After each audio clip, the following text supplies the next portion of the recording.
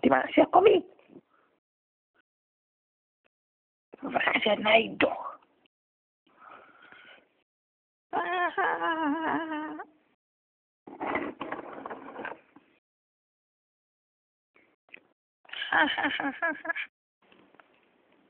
Potom se Petr zabydlel ve starém domě na vesnicí,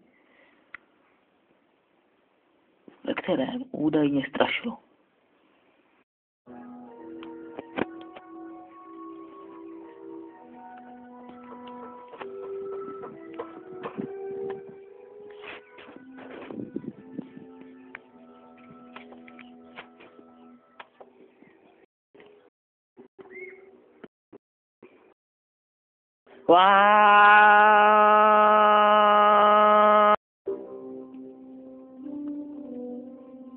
Tu máme bojovat proti těm prckům.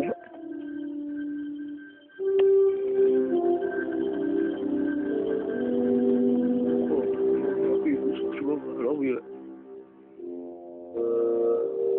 Takový klupáky jsem ještě nikdy neviděl. Když mi chcete přijít, tak si přečtěte ten nápis.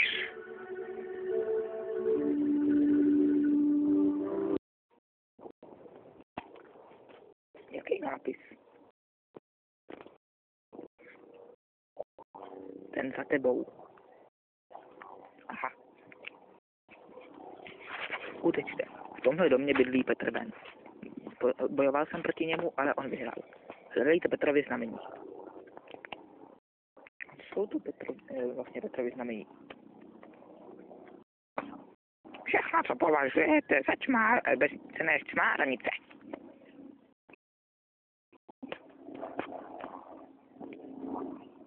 Ale těch vás zabiju. Radši bychom měli utíct.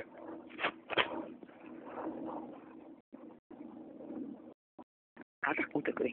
V hotelu dole ve vesnici se snažili zjistit, co mělo znamenat to, co se dnes dozvěděli.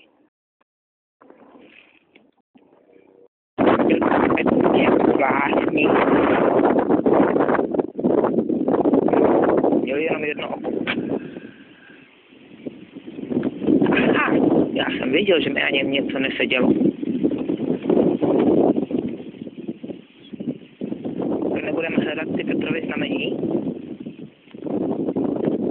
Tak jo. Nevidíš nějaký? Jo, je tady napsaný. Jestli jste byli u Petrova domu, tak to otevřete. A ještě jsou u toho nějaký dvířka.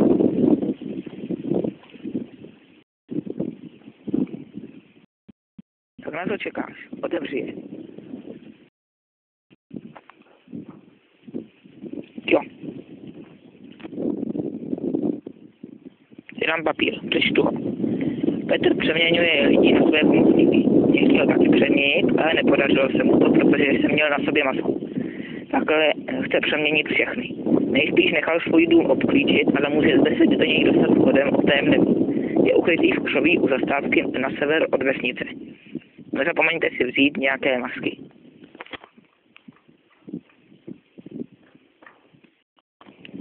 Tak jdeme teda? Jo. Tak jdeme teda? Jo. Podařilo se jim najít zastávku za vesnicí.